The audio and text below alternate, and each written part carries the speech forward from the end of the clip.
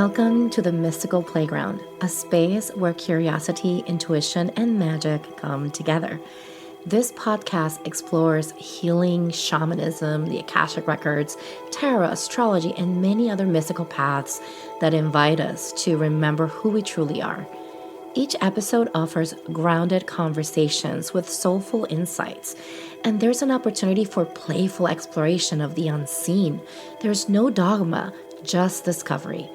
If you're curious about the mysteries that are available for us in our everyday life, and you're ready to explore your inner world, you're in the right place. Come play in the magic.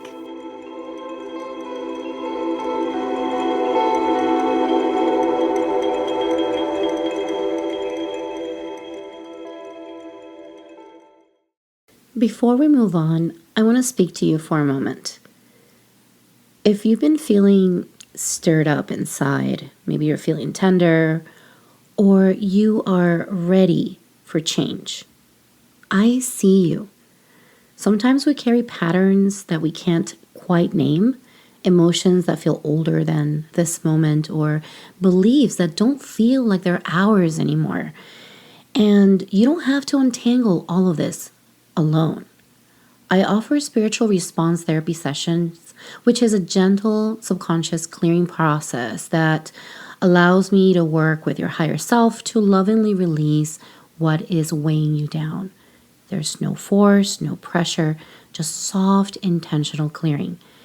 If you feel that nudge inside your chest right now and you are receiving that quiet, maybe this is for me, you can find me at www.thebloominglotushealing.com. That's www.thebloominglotushealing.com. Whenever you're ready, I'll be here. I want to invite you into something really special. Each month, I co-host a mediumship circle with Maurice Sinclair, who's a psychic medium and shamanic practitioner. We gather in sacred space for connection, messages from spirit, and this beautiful, intentional, collective healing that happens naturally as we connect with our loved ones or our spirit guides or team. These circles are intimate, heart-centered, and deeply supportive. Whether you're seeking guidance, validation, or simply want a space to feel held and practice without any pressure, you are welcome here. You can find more details on the show notes.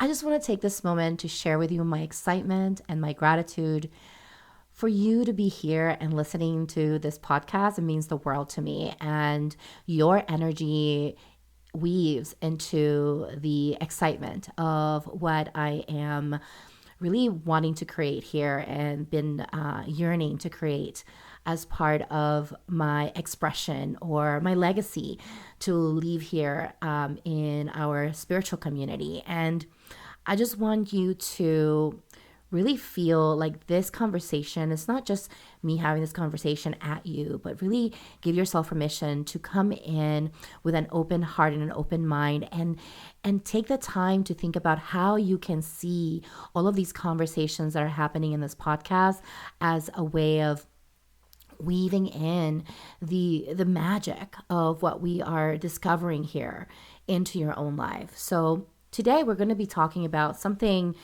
that it is so magical, and there is a taboo around it, which is psychedelics. And the world of plant medicines is a very mysterious one, and it can lure us in, or sometimes we feel this calling to connect with these plants. And there's specific plants that sometimes call us. And this can be in the form of maybe watching a documentary or listening to somebody talk about it, or whatever that is, however this comes to you, right? Some people even dream about it. I mean, there's so many ways that you can receive the calling of connecting to a specific medicine. And a lot of times when these psychedelics call us, the spirit of these psychedelics call us, is because there is something that is meant to be activated within ourselves that specific plant is able to really bring forth for us or unfold for us or activate for us. And so I really do see psychedelics as such a beautiful opportunity for us to explore the divine within us and explore the divine in general and to see the divine in everything. And that's what psychedelics do. Unfortunately, there's so much that is complicated around it due to the fact that engaging with these plants need to be done in first of all, they need to be legal in your state and your wherever you are residing. And second of all, also the spiritual hygiene around that and making sure that we're engaging from a place of respect and honor and really putting the hat of a student and allowing these plants to be our teachers and to have a sort of like a sense of just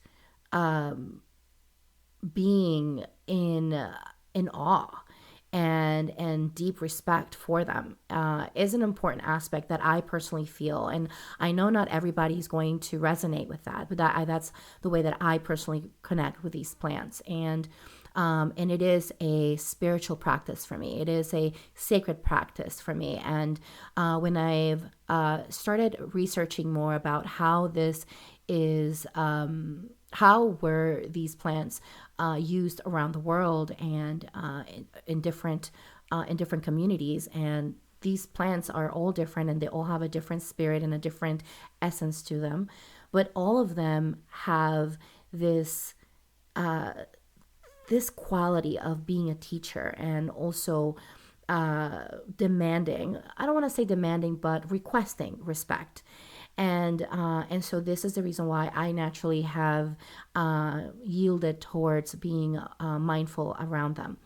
And alongside with psychedelics, there's a lot of conversation in regards to integration. And integration, when I first heard about it, I felt like it felt like a word that just didn't I just didn't understand it as much, right? I just felt like it was just, what is integration? How does that look like in our daily lives? And the attempt of today's conversation is around making sense of what integration is and how does it look like for us. And it, even though we are having this conversation in the realm of psychedelics, I really want to invite you to see integration as something beyond of a practice that is only done under the psychedelic journeys.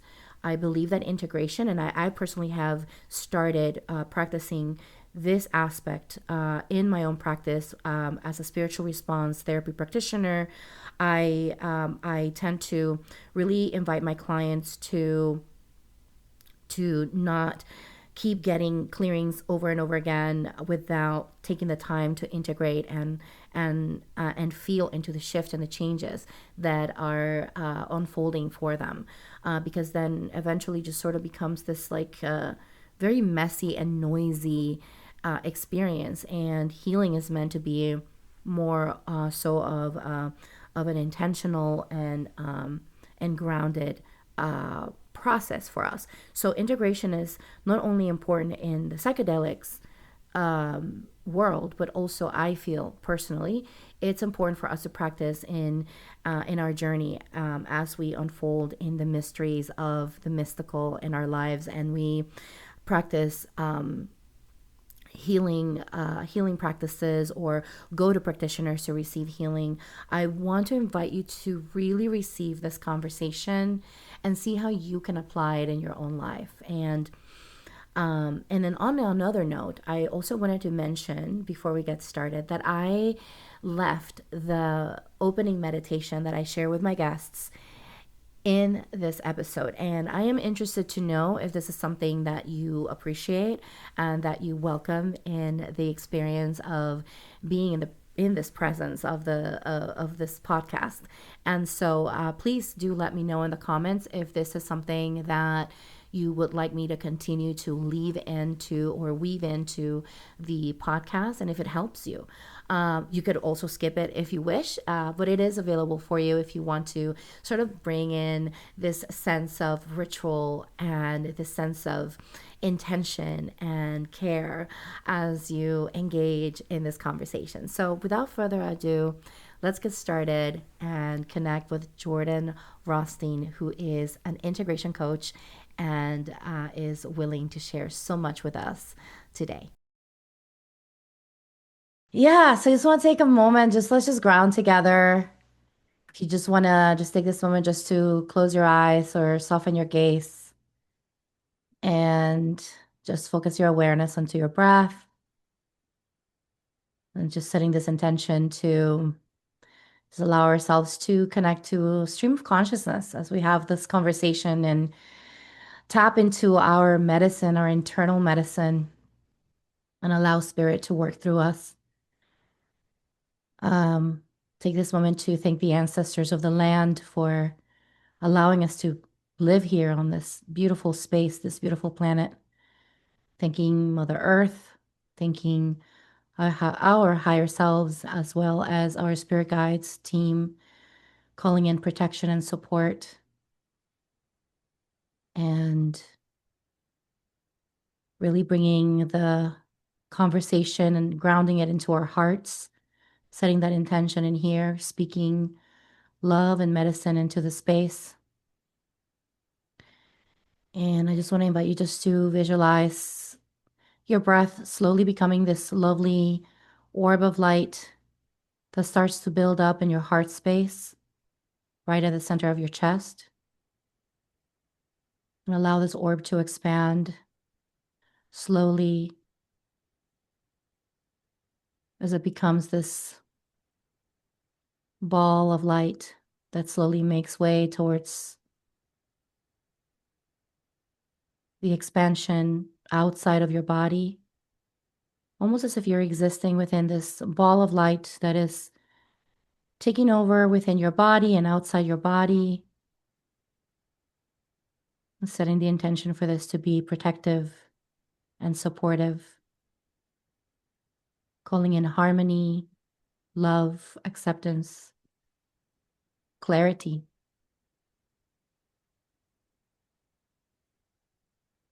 And I want to invite you to take this moment to focus your awareness at the bottom of your feet as you intend to allow this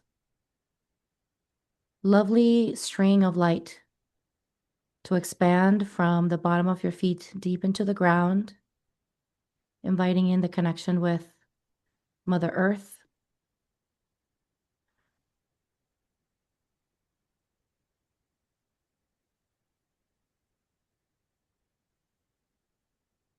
and just give yourself permission to allow the essence of Mother Earth to come back to you through your breath. Visualize yourself inhaling the essence of Mother Earth into your body. And this could be in the form of sensation or in the form of a color, whatever is alive for you right now. Or maybe just setting that intention without seeing it or feeling it, but rather intending to draw in the energy of Mother Earth into your being consciously. Inviting in the relaxation of your body, of your shoulders, of your belly. Just being present with what exists right now, where you are.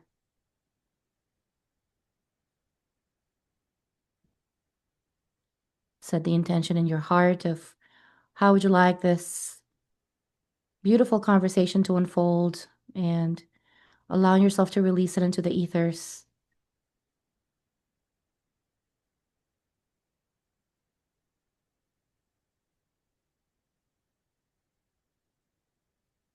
And connecting to a sense of gratitude for this moment. I want to invite you to think about one thing you're grateful for. Allow yourself to feel into that gratitude in your body. And when you feel ready, want to invite you to open your eyes, coming back into the space, feeling grounded, connected, relaxed, centered. So, thank you. Thank you. That was great. Yes. So, yeah, I'm super excited to have you here because we've we've met online. We haven't met in person yet, but we've met online, and I feel like I've already met you in person.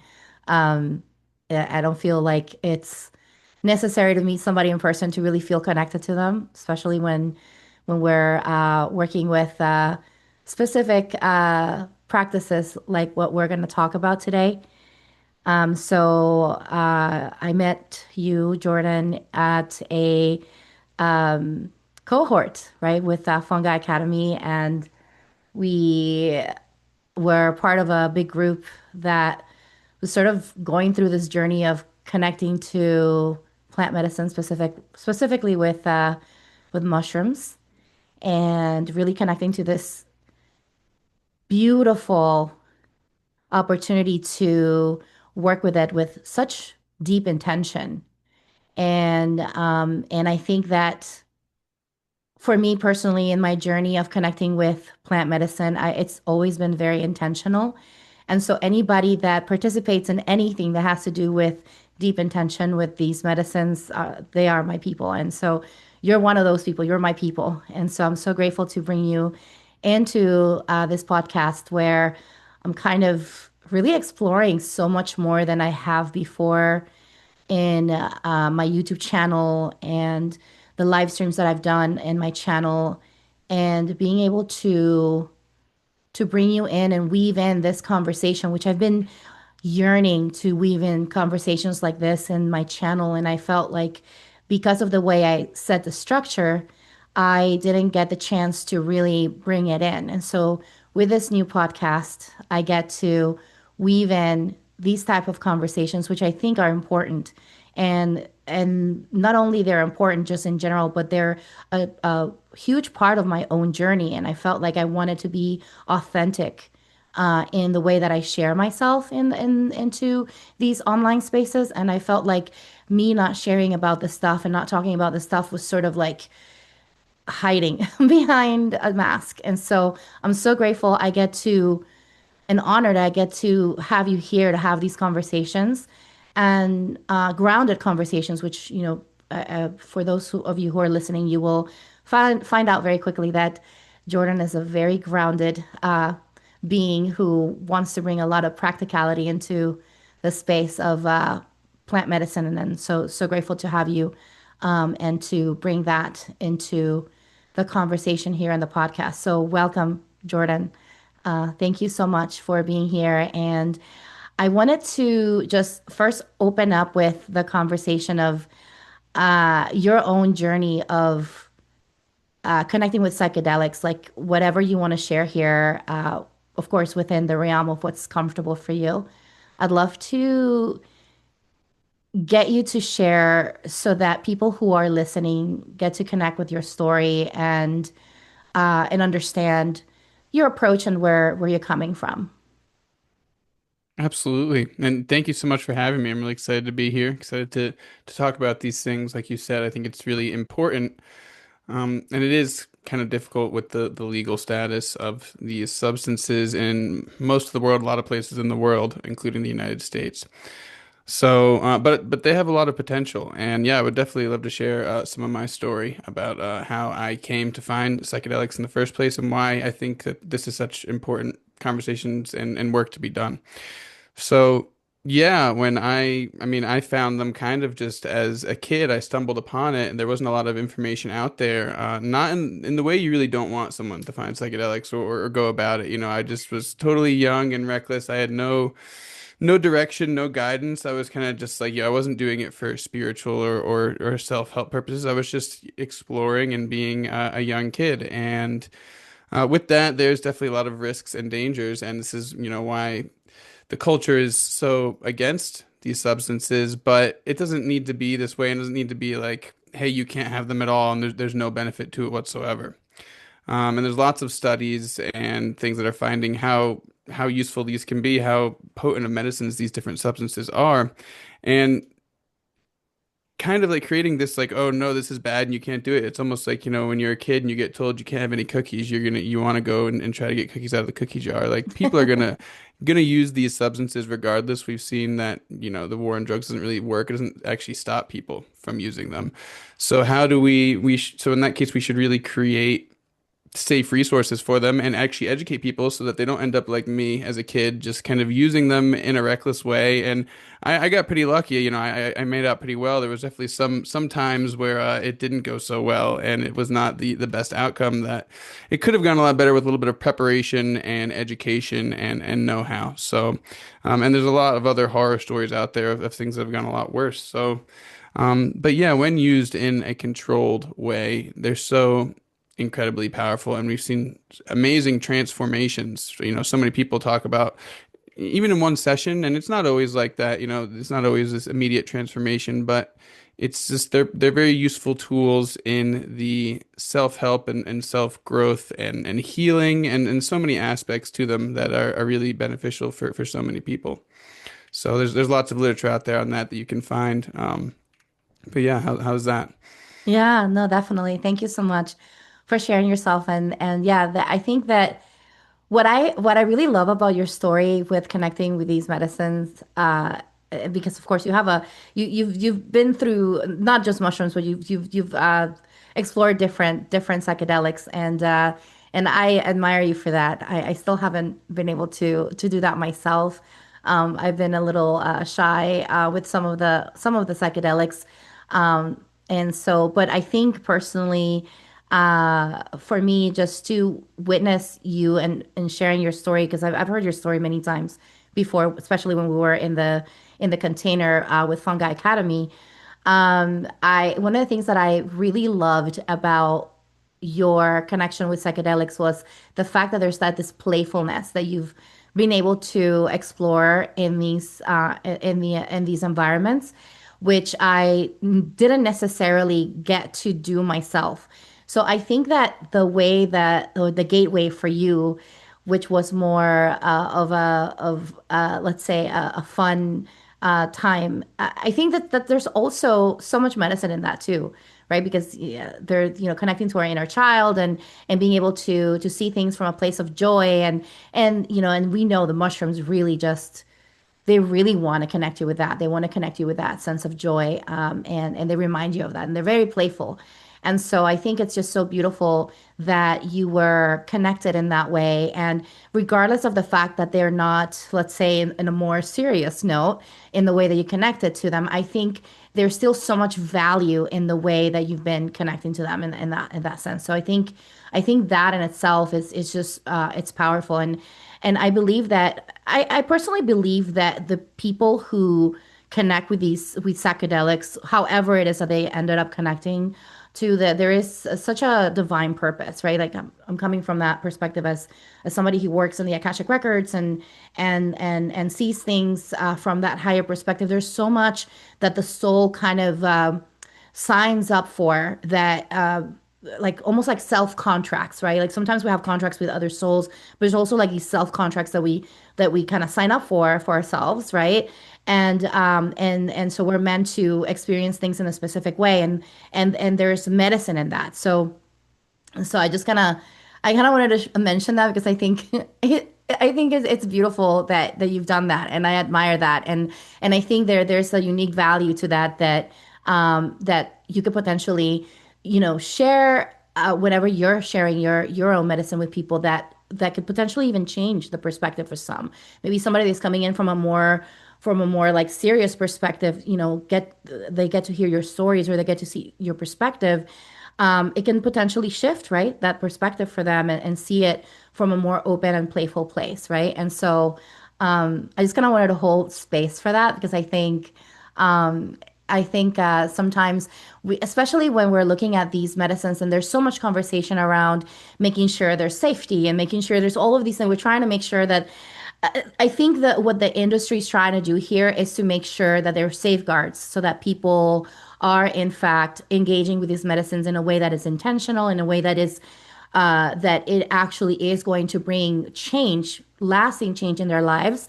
And I think sometimes we can get overly protective to the point where we forget that they're like the medicines themselves are going to kind of guide us in that way, right? Like yes, we create the containers, but I feel like the medicines themselves are going to sort of guide us in the way that we're meant to, as well. But one thing that I kind of wanted to weave in the conversation here, because when we started the journey with the cohort, then when we finished those classes, then you continued on your journey of learning. You continued putting on the hat of a student, by doing some integration, some integration work, classes, right? And so I wanted to open that conversation because this is the thing that I'm noticing is that, like, not only in the medicine, in the psychedelic world, there's a lot of talk about integration, but just in general, when it comes down to even just other healing modalities. And that's why I'm so excited to bring you here, because yes, we're going to talk about all the fun stuff, psychedelics, but I think that the aspect of integration is something that we can apply, not only for the psychedelic world, but also just for the energy healing. And so for me personally, being involved in this environment of psychedelics and having these conversations around integration has been a huge tool for me that I've been able to translate into the other modalities that I hold space for my clients. And so I just kind of wanted to just open the conversation about integration, and then just let's so what is integration, right? Like, well, what does that even what does that even mean? And for somebody who's never really heard of what that is, like, what would you would you present that to them? Like, what is integration?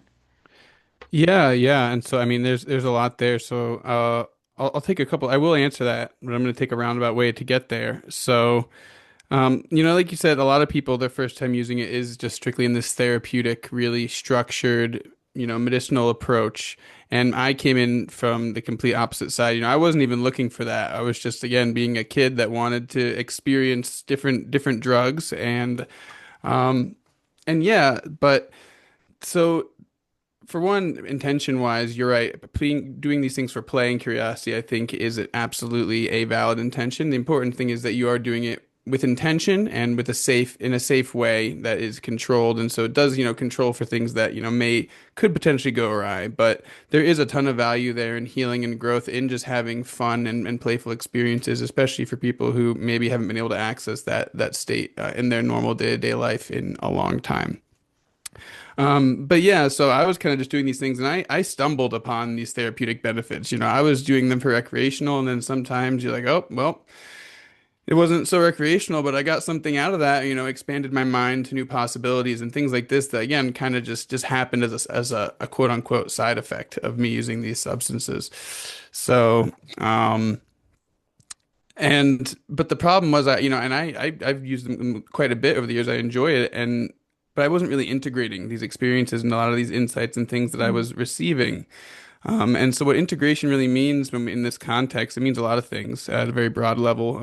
At the simplest way, it just means combining many things into one whole that is greater than its parts. And in this specific term, we're talking about integrating these experiences and the insights and maybe the healing that we can get or receive on these experiences into our day-to-day lives, bringing that back and actually embodying that wisdom and living it rather than, because that's the real work and that's the challenge. And so for so many years, I didn't have any kind of I was having all these insights and realizations when I was in the experience, but then I would come back and they would kind of just fade away and I wouldn't have any structure to change the way I was actually living and being based on them. So, um, you know, I think it's really important to talk about this. And like you said, it's not just the way I think about integration is exactly the way you said it. It's not just about psychedelics. I think of it as we're constantly integrating our conscious experience into our sense of wholeness and our sense of being or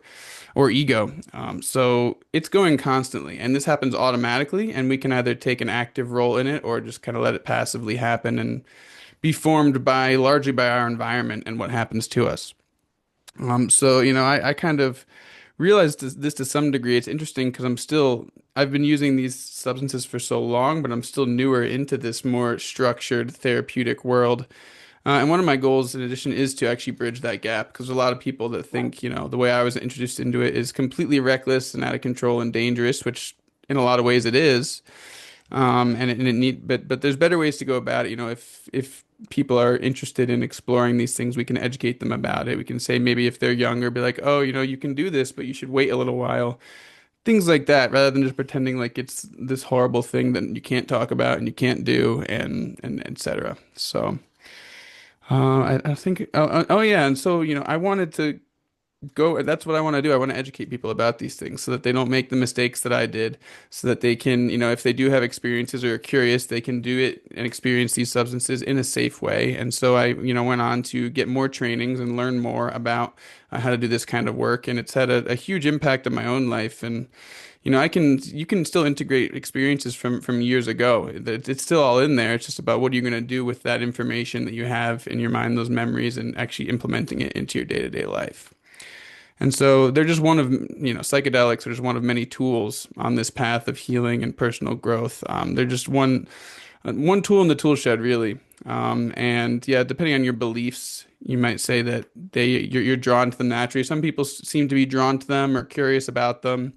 Maybe they didn't were meant to have their experience with them. And then sometimes people, that's it. They're good and they've gotten what they need. Others feel like they want to return to a certain substance repeatedly.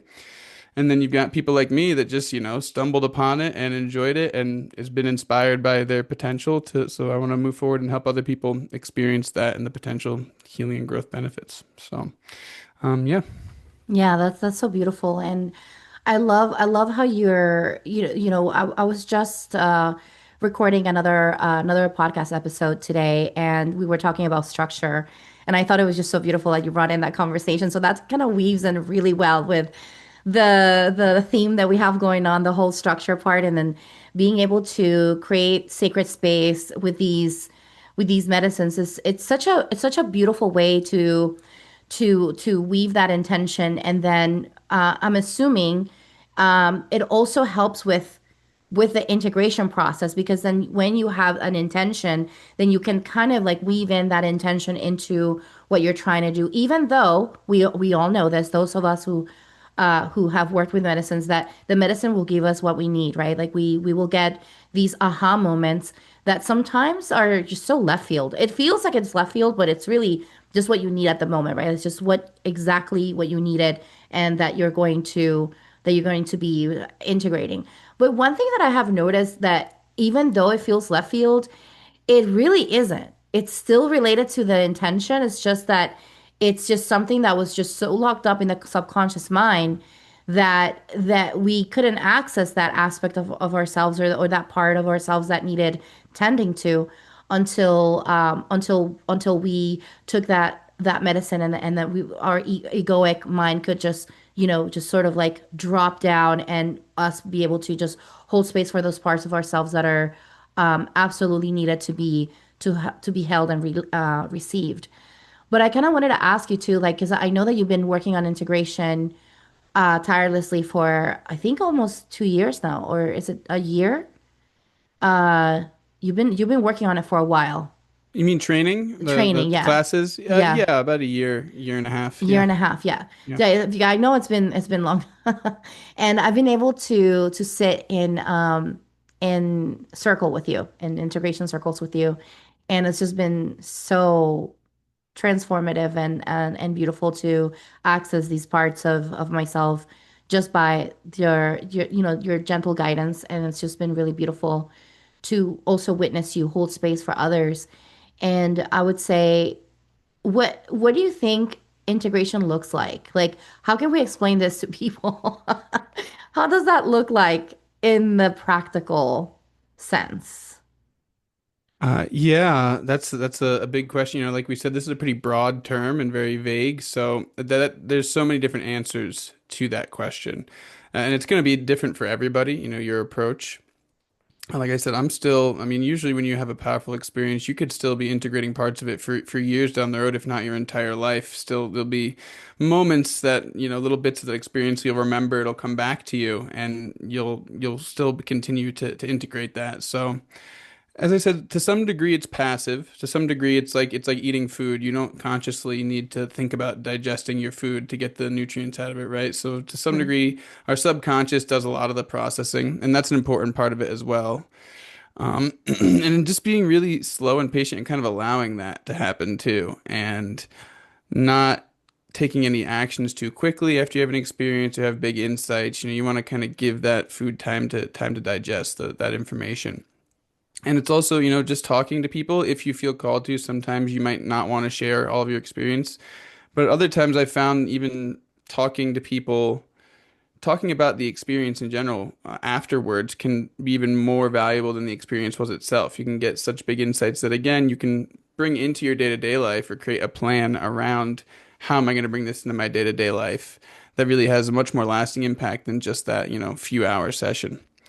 Um, so again, there's lots of different ways of integration. To a large degree, it does happen. You can do journaling, you can do art. Art is a huge way of integrating your experience and relating to information beyond the level of words. Because a lot of this, like you said, it's dropping us Mm. into a kind of a deep state of beingness in our ego, and sometimes this can be beyond words at a lower level than where of consciousness, where language doesn't really work that way. So yeah, even just drawing and doing colors or painting can be a good way to get meaning out of an experience in a more ineffable way. Is this along the lines of what you meant by what does it look like? Because it Yeah, is a little bit of absolutely. a Yeah, interesting yeah, question. yeah. Yeah, definitely. Because I think that I think what when we talk about these concepts, at least for me, I remember when I first started thinking or hearing about this, it just felt so abstract, right? Like it's like, oh, there's this word. How does that look like in real life? And I think just what you're mentioning there, I think it's just perfect. It's a perfect way to just at least you can imagine the practical aspect of it and how does it look like? What are the practices, right?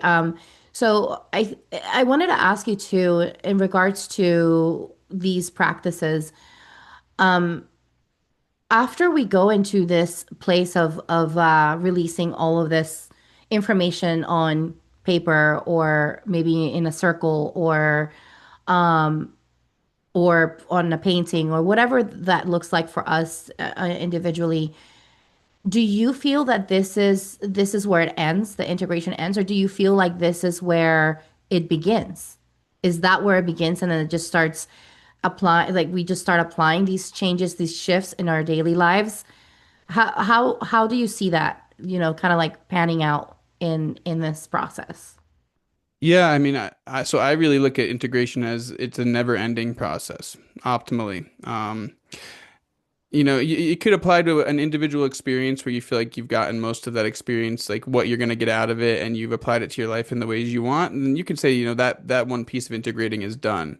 But overall, we're constantly like taking in new information, even when we're not, on these substances or having a big experience. How do we integrate the person that cut us off in traffic on our way to work and we got really angry and it threw off our whole morning? How do we integrate that experience? And maybe we don't want to get angry like that anymore. How can we, moving forward, change our reaction and our response and catch it so that and this is where the real work happens, whether you're getting insights from psychedelics or just from your day-to-day life. From I'm really big into meditation and other spiritual practices as well that really support these psychedelics. You'll also see sometimes people, they have these incredible experiences and these relieving experiences on these medicines, and then they don't integrate any of it, and so then they kind of keep going back and having more experiences where maybe they don't really, that's not really what they need. They're just trying to re-access that state where they felt really good in the moment.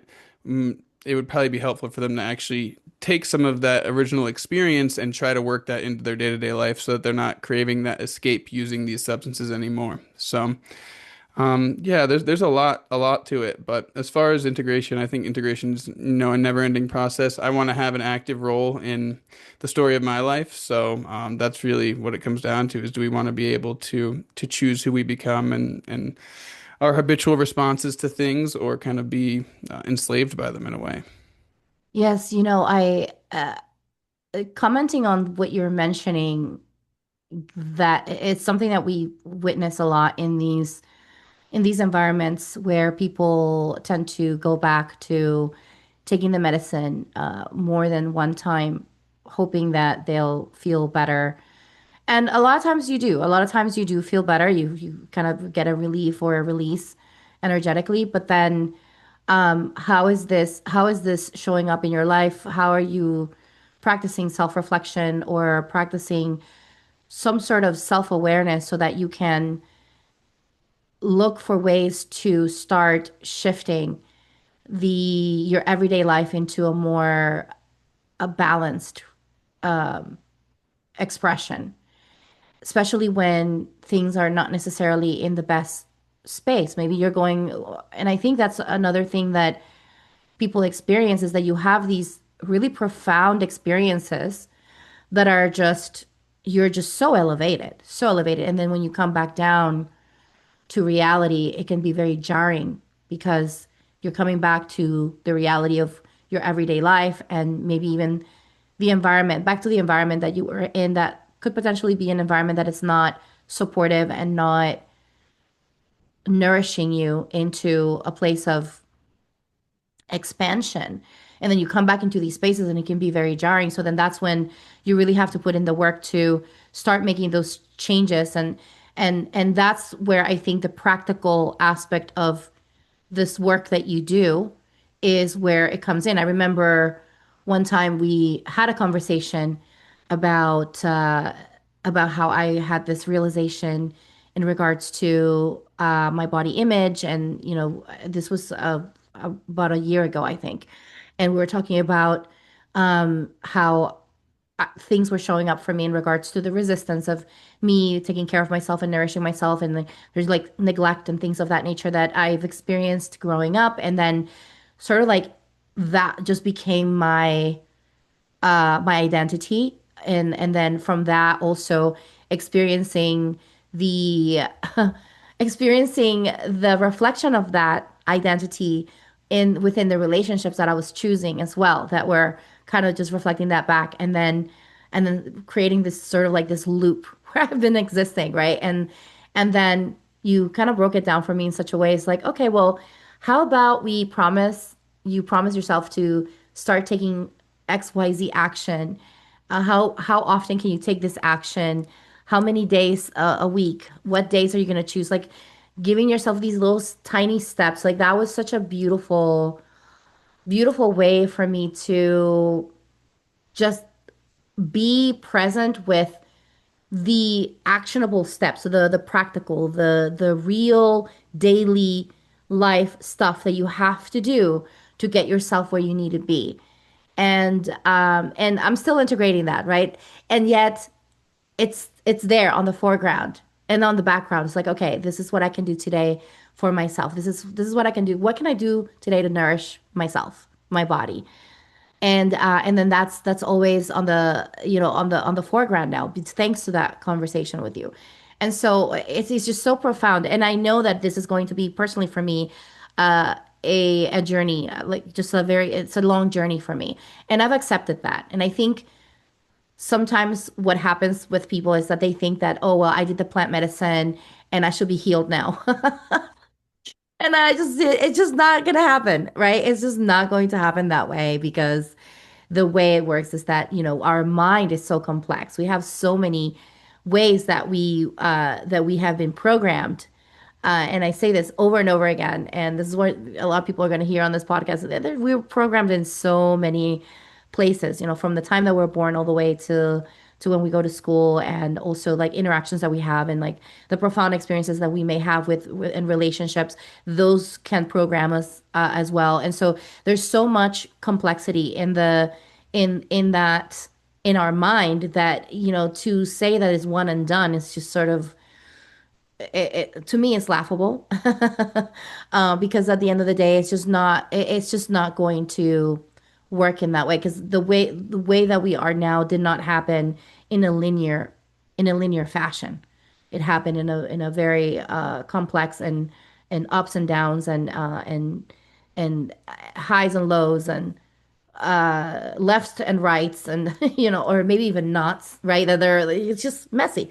It can get really messy. So one thing that excites me about having more conversations around this, and I know that this is something that a lot of practitioners are really trying to on social media, really trying to bring forth into the conversation, integration. But I think for me personally, like when I've thought about when I've heard about this word, it was just it just felt so abstract and it just felt like I just wanted to understand the practical aspect of it. And that's the reason why I was kind of bringing this forth because I think that it's easy to throw a word, but then what do you do with that word? What does it really mean in your daily life? And what are the realistic ways that it's going to look like for you? Which I think it's going to be very different for each person, right? And then when we give ourselves permission to be patient with that process and see that we are in a journey and that this is just an ongoing journey. And we also give ourselves permission to maybe take a little bit of a break from taking all of these steps. Maybe we just need a little bit of a respite. And then we kind of go back on the path. And I think that's okay too. We don't have to be on all the time, right? Like on like, oh, I'm healing myself all the time. Like I feel like that also is so like it's not sustainable. And so when we see people going back and taking the medicine over and over again, I feel like is, are you truly looking at this from a place of are you trying to push this to happen, or are you giving yourself permission to be present with what exists within you and reflect and then just practice that self-compassion. I think that in itself is so needed when we're working in these with these medicines. What are your thoughts about that? What do you think about what I said? Oh, which part? You said a whole lot. Well, I guess in general, like with the patients and like expecting things to just happen overnight. Like I think there's a Yeah. lot of Yeah. that as well in the expectation. Yeah, so I mean, devil's advocate, it does happen. And there is, sometimes people are you flip a switch and, certain or even just certain aspects of yourself. Maybe one belief is like, oh, that belief that's ruled me for so long, I suddenly see in a clear light and it doesn't have any like I don't believe in it anymore because now I can see that it's bullshit. Excuse my language, but No, it's okay. um, so there can be things like that. There's also people who, have one big experience and are cured of alcoholism or other addictions that have been running their life. So it does happen and it is possible. And I think that even shows furthermore that it's possible with or without psychedelics, like for all of us. And it is hard, it's our brains are designed to repeat patterns and behaviors that have worked for us, but I think in theory it's possible that at a certain moment and in any moment we can dramatically change who we are and what kind of person we want to be and what beliefs and thoughts we're going to listen to and act upon or not.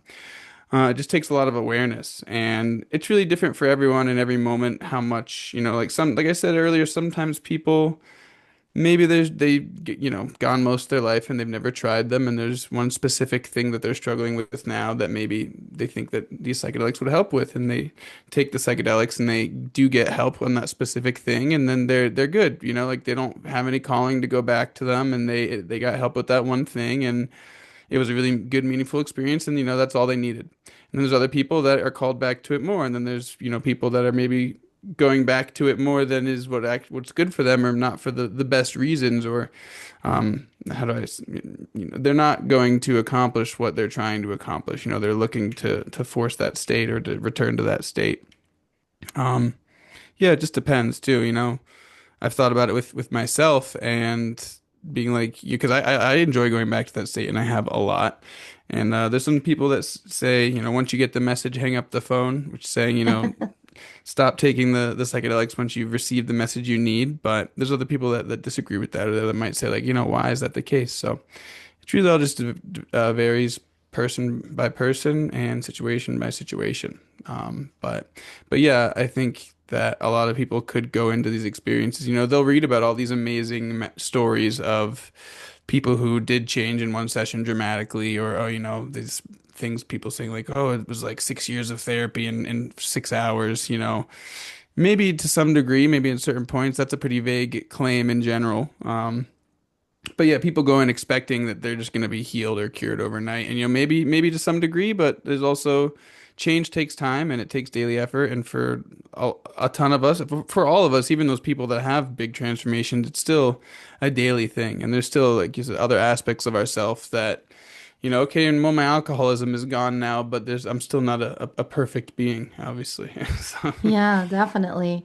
yeah. I think, and even for me, like I can speak for, because the other, so I consider uh, cannabis also a psychedelic, and then, but I've also taken Mama Aya once, and I'm still integrating that experience into my daily life and the way that I choose myself and I choose to reparent myself, which I have seen changes since 2020. I took it in 2022. It was the first and last time so far that I've taken it. And I was shown how I could reparent myself. Like I could show up for myself in ways that I wasn't received by my own mother. And so you know, because of XYZ reasons, a lot of us have experiences that are less than optimal. We have certain needs as children that were potentially not met by our parents, not because they were bad people, but because they just didn't have the capacity to meet those needs. And then those needs go unmet for so many years, and then you end up in this really weird space where when you're trying to have relationships, that's what happened to me, then I was sort of trying to put this need into the relationship, right? And then and it would end up like really bad, and it's just really terrible. And then also even within my relationship with my mother, not feeling heard or not feeling seen, and then that little girl is still alive within me, and then I would have these reactions that were not the best, and then I would end up in these really just strange moments with my mother, and it happened like so many times. But ever since I've been integrating Mama Aya and she showed me that I could mother myself, then I've been in this really beautiful journey of like just exploring my inner child and connecting with with this part of me that needed to be held. And I've and then this because we've been in touch for all this time, and that I've been in this journey of connecting with like video games, for example, which I never like.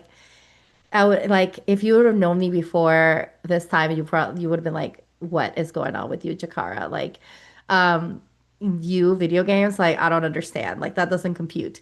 But then that's where I'm existing, and I was just resisting that, and you also helped me with it, with connecting with that part and like moving through that resistance as well. And so, it's just kind of interesting to me because when we're looking at integration, at least for me and the way that it's shown up for me, it's been beautiful to see the shifts and the changes, the very subtle shifts and changes where I'm actually allowing myself to be more present for my inner child than I've ever been before. And it came from a place of, oh, I have this other perspective that the medicine gave me, which was you are also a mother and you can also mother yourself, right? Um, and um, and then that's shown up because challenges are still gonna show up in your life, right? And I think that's where I see the integration kind of like playing out personally for me, is that when those challenges come up, my reactions are a lot different now than they used to be. Like, doesn't mean that they don't hurt. It doesn't mean that they're not uncomfortable. It just means that I am able to show up for myself in a different way than I was used to before. And I think that to me is a huge win, right? And I think I shared with you a little bit about before we were in integration circle earlier this week or on Saturday, and I did mention, I think I mentioned some things in regards to December, and my mother not being not I asked her for something and then she didn't follow through with it, and I was really hurt my mini me was hurt, and I had to go into the bathroom and just sort of like look at myself in the mirror and just talk to myself and like as if it was my own mom and say, I got you. I love you. I'm here for you. And like witness myself, hold space for myself, um, and then and then go back and like interact with my mother. And that to me it just felt like such a beautiful thing because again, I was able to do this and then feel that sense of accomplishment, but also feel nourished from within, right? From my own self. And again, that's thanks to the work, right? Like just the message again from Mama Aya, and then just sort of like putting these things into practice little by little, in little ways. And for me personally, integration doesn't hasn't looked like something huge.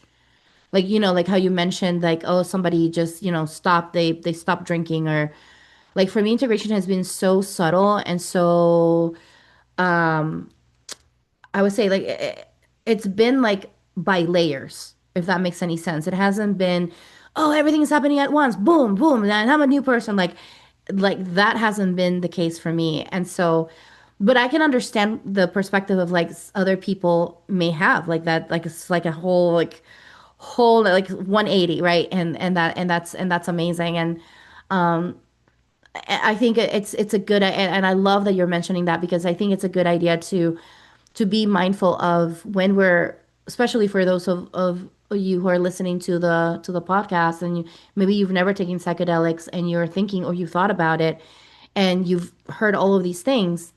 Maybe you can think about, well, be in that place of balance. Like, okay, this could potentially happen. 180 can happen, but I may not have the 180. I may just have like 10% 10% per year or 10% every 6 months or something like that, right?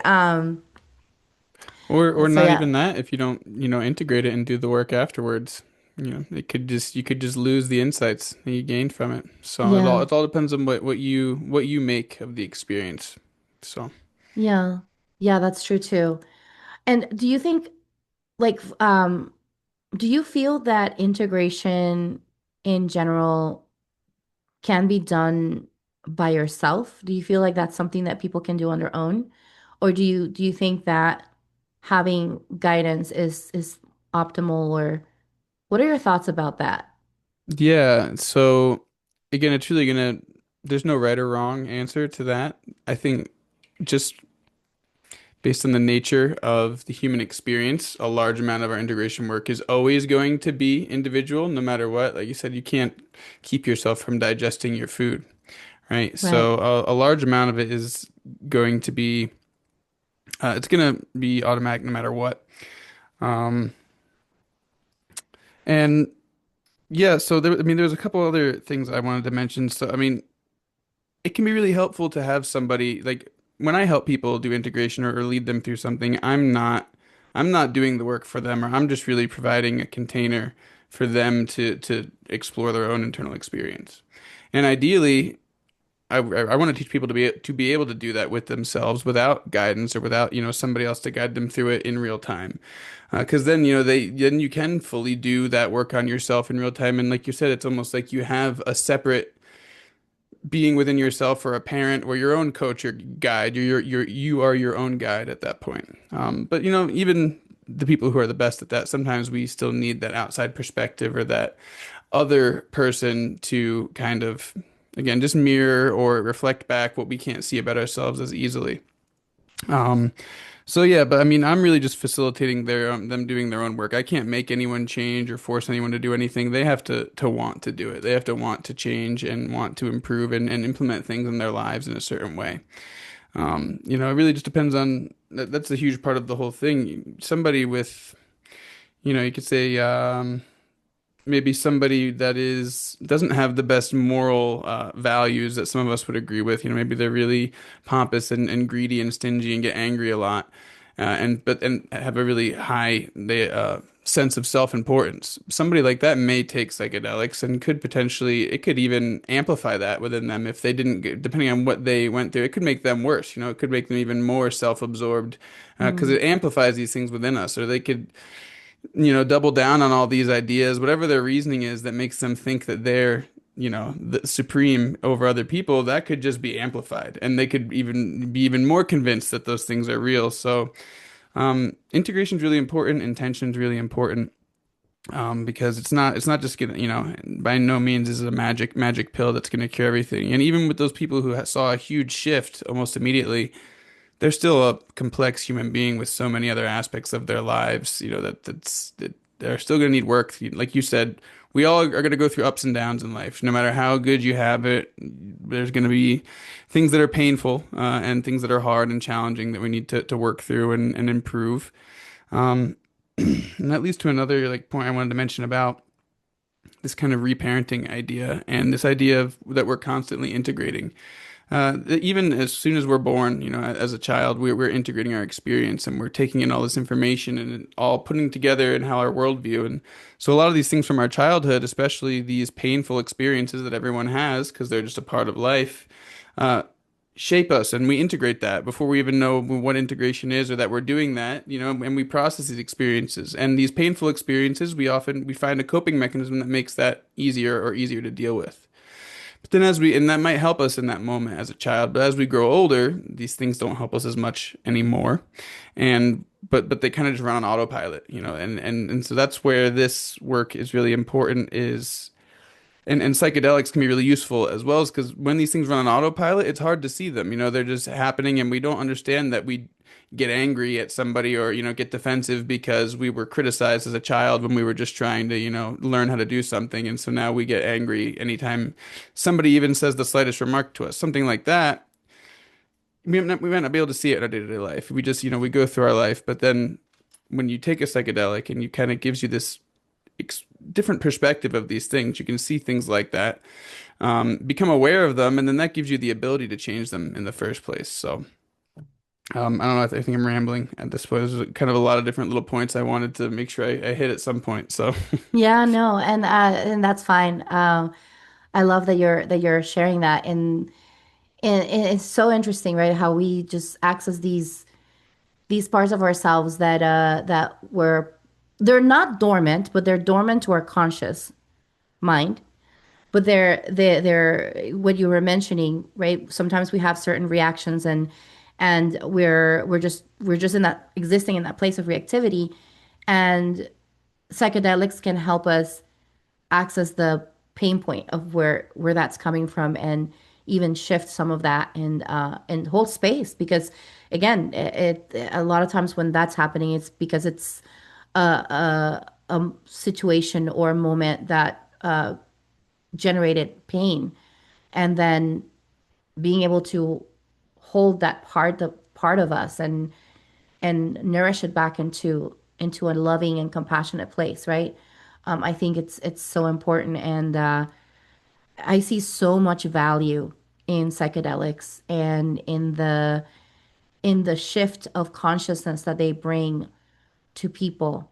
And of course, you were mentioning that some people might might be might not be as receptive to those shifts, and I think that's why it's so important to really be able to set intentions and be humble about what we're doing, like having that sense of the way that I personally worked with psychedelics is just kind of seeing them as spirit teachers and the spirit of the plant specifically because I personally have worked with the plants, right? I haven't worked with the other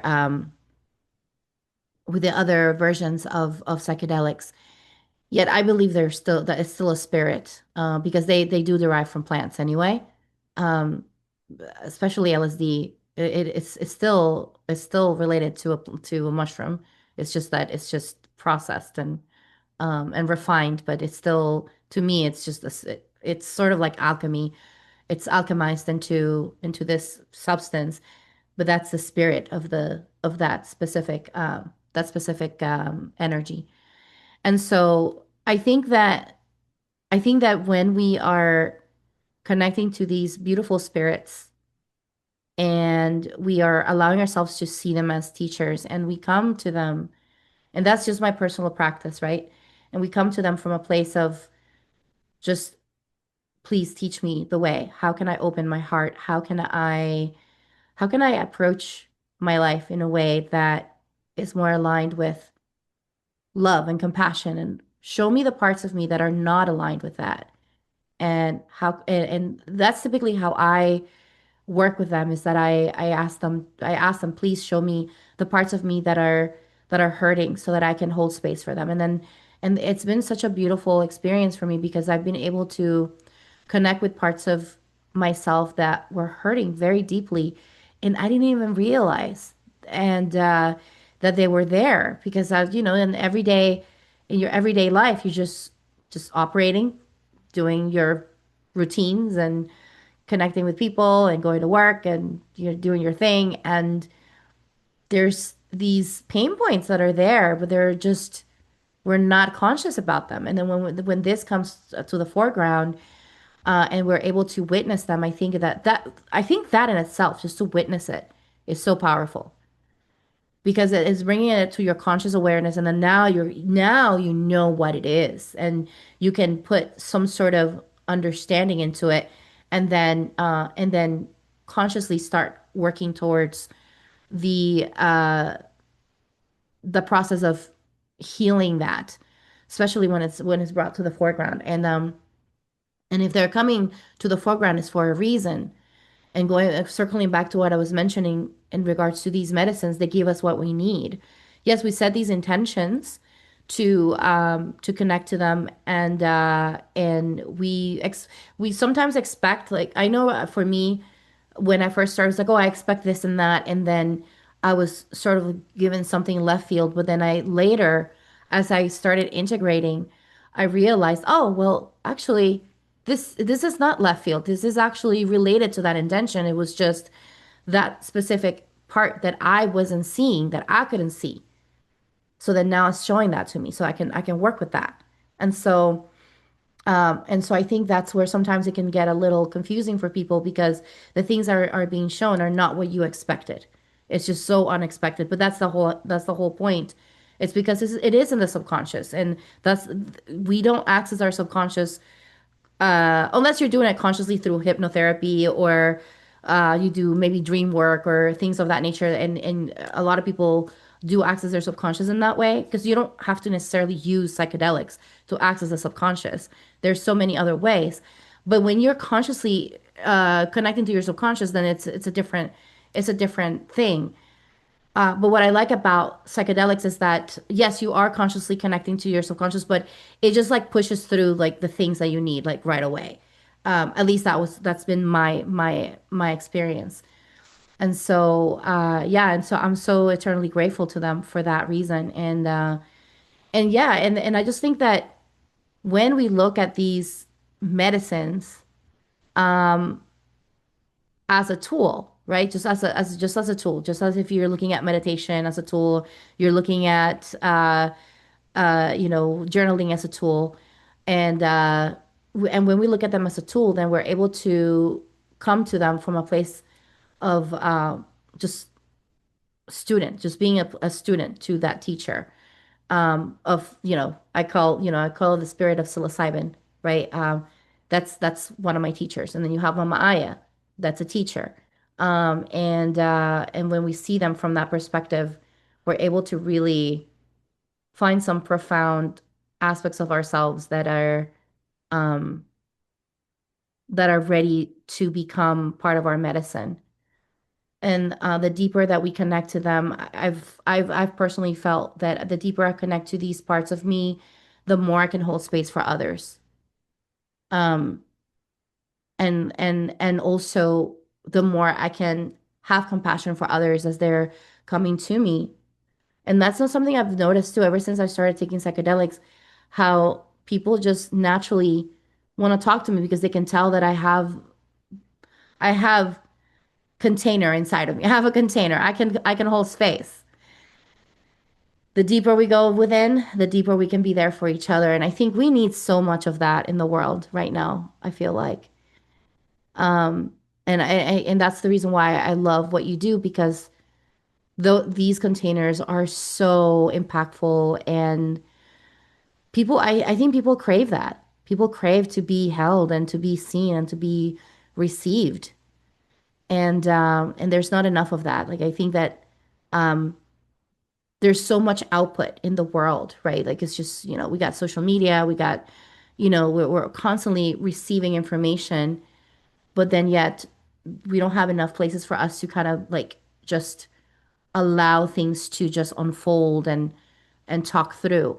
And I think that's where these circles are so powerful. It's just that you're creating these safe spaces for people to come in and connect to their bodies, connect to their mind, connect to their experience, and be able to be received fully.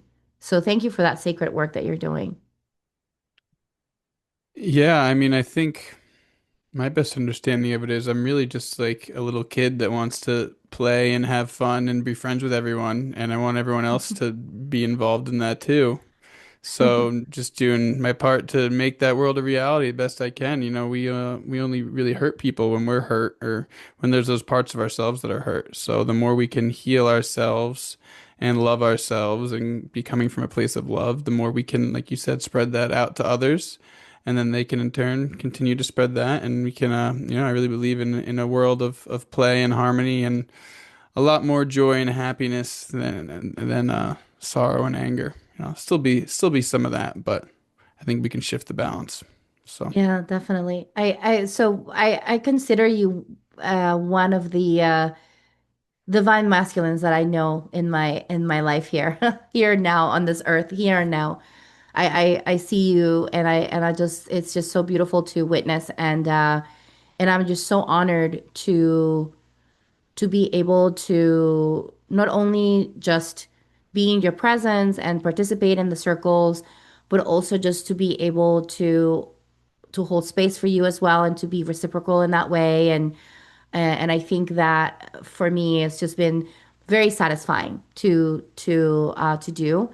And also just I think that when we go into these circles, there's like this beautiful friendship that sort of develops because you get to deepen your connection with people and get to know them better and get to witness them in such a way. And it's just so, I think that also that aspect of community is just so beautiful to weave in to these spaces, which is again, it could be jarring when you come out of a psychedelic experience and then you go back into your daily life and you don't have anybody to talk to about this because not everybody is engaging in these activities, right? And so you go out and you go back to your family or friends, and then they may not be as open, or maybe they don't understand it. So like having just a safe space to be able to talk to someone who gets it, I think that in itself is just so much value.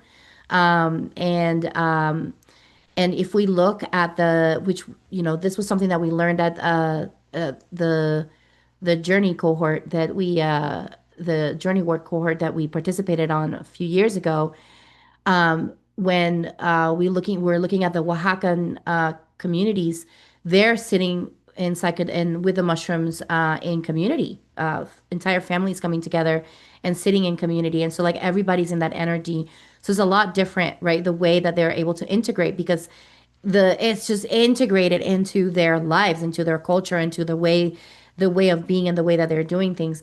And so when we try to translate that into these spaces that are more, let's say, westernized, let's say, for lack of a better word, I think that sometimes things can fall through the cracks. And this is why I feel that these circles are potentially a way to fill in the blank of that community aspect of it, right? Like just bring in that part that is so important. And I cannot stress that enough. Every time I somebody talks to me about wanting to take psychedelics, I always tell them you want to make sure that you're leaning into community and you're not just taking it and just going on your own. Like, yes, I mean, I'm not saying like you have to do it exactly, but I encourage them strongly to go to integration circles and to be part of a community just so that they are held in that journey of integration that they're going through.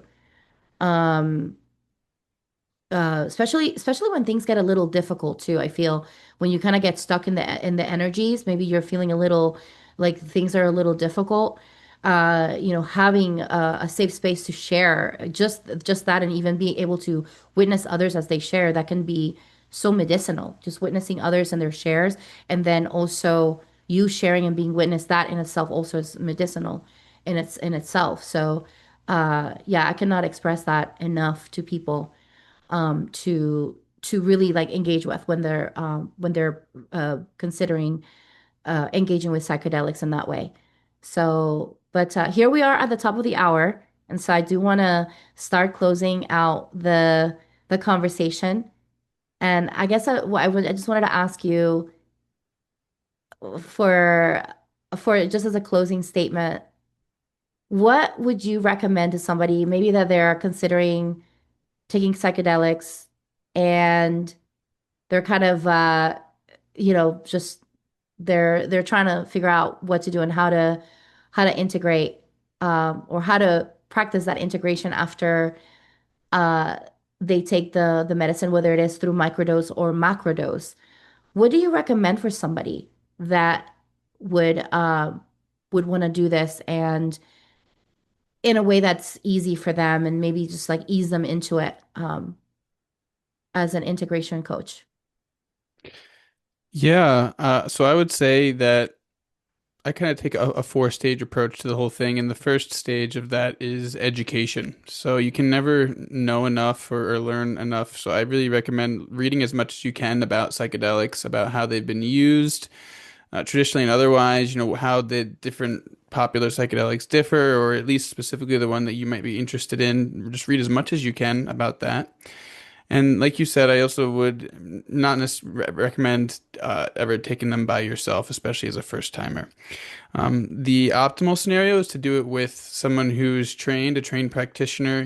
There's so many different people with different styles that you can find that are out there that do offer these services as they become more legal, and also in an underground offering. I'm not recommending that anybody do that, especially if where you live these substances are illegal. That could be a great risk. But it is out there. You can find people who are very experienced who will make sure everything is safe. But on that note as well, since this is still a very unregulated kind of world, you have to be very careful. You don't know who you're working with. There unfortunately can be some individuals who might not be as morally aligned as we would like. So there's tons of really good trained people out there. I would definitely use, if you can find maybe some online communities where people could potentially recommend. That can be hard too because people don't talk about this a lot. But really, I think I'd say overall, just take your time, gather as much information as you can. Be really careful and really sure that you spend time with somebody who may be guiding you through this experience and really feel that you trust them and that the vibe is good, and that you've also heard from other people that they have a legitimate practice and they're not going to do anything that could harm you or be unethical, especially when you're in the states that psychedelics put you in. It can be even more important to really uphold ethical guidelines. So take your time. Don't rush into it. Don't rush into it by any means. Make sure that the way you're doing it and what you're doing it, who you're doing it with, is going to be really safe and good for you. It's too. It might just be a style thing too. One practitioner might be completely ethical. They just might not really vibe with you as a person. So getting along with that person as well is going to be very important. So take your time, look around, go online and find if you can find recommendations.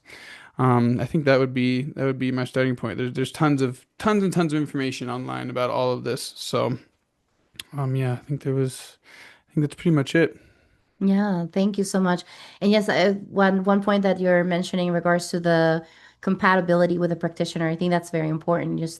I think just think about one thing that I would add to that is just think about how you would like that experience to go. Would you like that to be more of a clinical setting, or would you like that to be more of a shamanic setting? Would you like that to be more of a freestyle setting, right? It's just, And then that will sort of determine what type of practitioner you're going to go for, because that those values that you hold within yourself are going to set the tone in regards to how your experience is going to go as well. So if you value ritual and connecting with spirit and then you definitely want to make sure that you're going with the shamanic practitioners. If you value the therapy setting and more of that structured setting, then you definitely want to go with somebody who is a therapist, right? A full blown therapist who also serves psychedelics. So that's important as well in that regard. And so whatever makes you feel also safe, right? Like if you're not feeling safe with someone, then you definitely don't want to sit with that practitioner or feel coerced to or yes, coerced.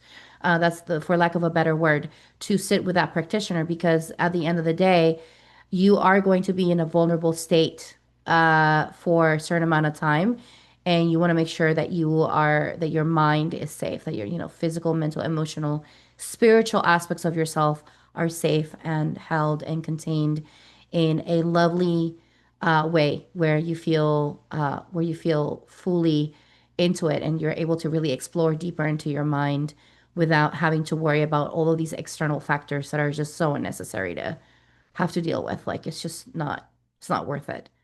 Because it's just gonna be just more to work through unnecessarily. So that's one thing I would add to that as well. Which well, you and I are, we agree on this stuff.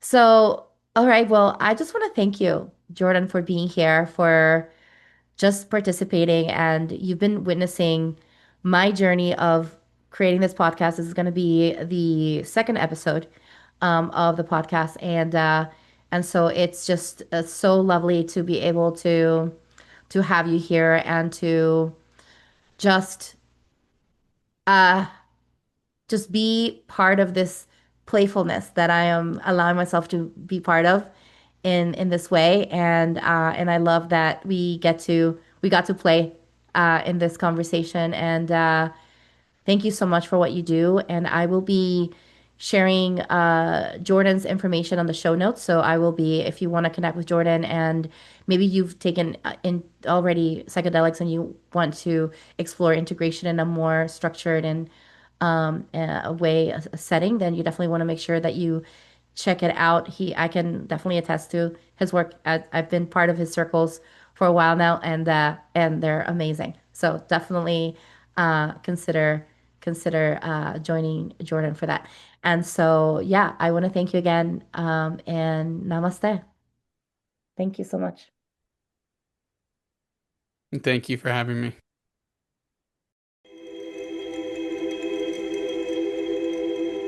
Thank you for spending this time with me in the Mystic Playground. If today's episode resonated with you, be sure to follow, rate, and share with someone that loves to explore the mystical. Until next time, stay curious and keep playing in the magic.